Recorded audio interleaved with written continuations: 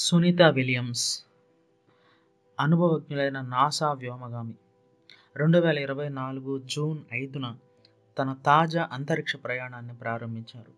ఆమె Boeing Starliner వ్యోమనౌకలో అంతర్జాతీయ అంతరిక్ష కేంద్రానికి ప్రయాణించారు.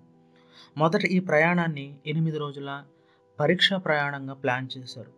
కానీ కొన్ని సాంకేతిక సమస్యల కారణంగా ఈ మిషన్ 9 నెలల పాటు కొనసాగింది.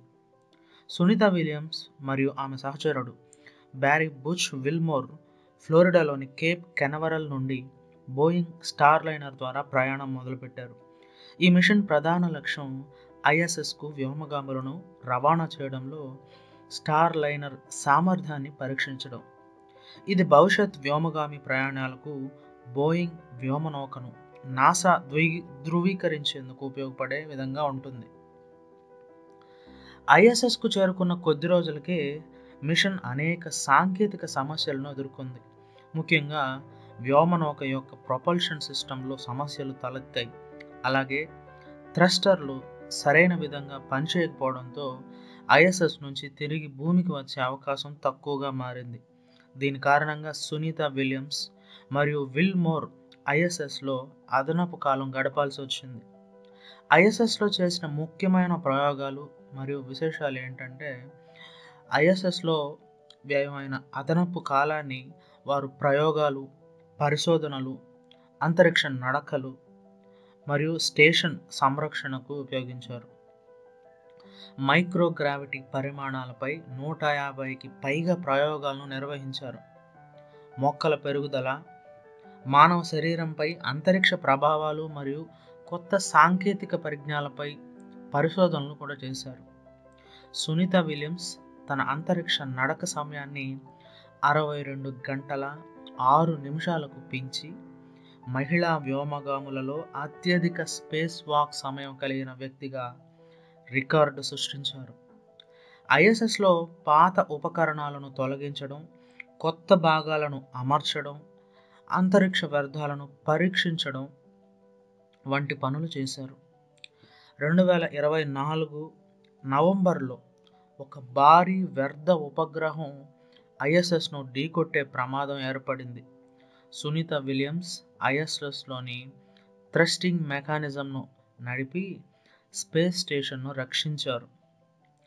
ఐఎస్ఎస్లో అనుకోకుండా ఎక్కువ సమయం గడపడం ద్వారా సునీత విలియమ్స్ మరియు ఆమె సహచరులు మానసికంగా మరియు శారీరకంగా దృఢంగా ఉండాలి.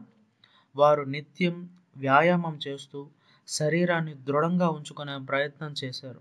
అంతేకాక భూమిపై ఉన్న నాసా బృందంతో వారంతా ఎప్పటికప్పుడు సంప్రదింపులు నిర్వహిస్తూ ఐఎస్ఎస్లోని అనుభవాలను పంచుకున్నారు.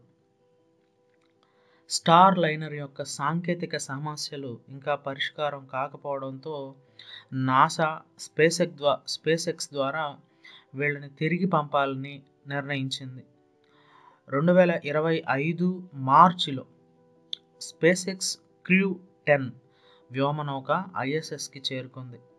కొత్త వ్యోమగాములు ఐఎస్ఎస్కి చేరుకున్న తర్వాత సునీత విలియమ్స్ మరియు విల్మోర్ తమ భూమి తిరుగు ప్రయాణానికి సన్నద్ధమయ్యారు. 2025 మార్చి 18న 286 రోజుల తరువాత సునీత విలియమ్స్ మరియు ఆమె సహచరులు భూమికి విజయవంతంగా తిరిగి వచ్చారు. స్పేస్ ఎక్స్ డ్రాగన్ ఫ్రీడమ్ వ్యోమనౌక ఫ్లోరిడా సముద్ర తీరంలో విజయవంతంగా ల్యాండ్ అయింది. అనంతరం నాసా బృందం వారి ఆరోగ్య పరీక్షలు నిర్వహించింది. సునీత విలియమ్స్ యొక్క ఈ మిషన్ వ్యోమగాముల అనుకోని పరిస్థితులకు తట్టుకొని ముందుకు సాగగలిగే నైపుణ్యాన్ని నిరూపించింది. అంతరిక్ష పరిశోధనల్లో ఈ ప్రయాణం ఎంతో విలువైన డేటాని అందించింది. భవిష్యత్ మానవ అంతరిక్ష ప్రయాణాలకు, ప్రత్యేకించి చంద్రుడు మరియు అంగారక గ్రహ ప్రయాణాలకు ఈ మిషన్ పునాది వేయగలదు. సునీత విలియమ్స్ ఐఎస్ఎస్ ప్రయాణం అంతరిక్ష పరిశోధనలో ఒక స్ఫూర్తిదాయక ఘట్టంగా నిలిచింది.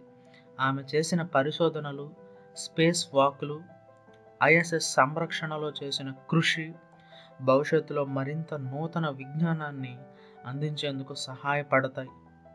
ఈ ప్రయాణం నుండి వచ్చిన అనుభవాలు భవిష్యత్ అంతరిక్ష ప్రయాణాలను మరింత మెరుగుపరిచే అవకాశం కల్పిస్తాయి.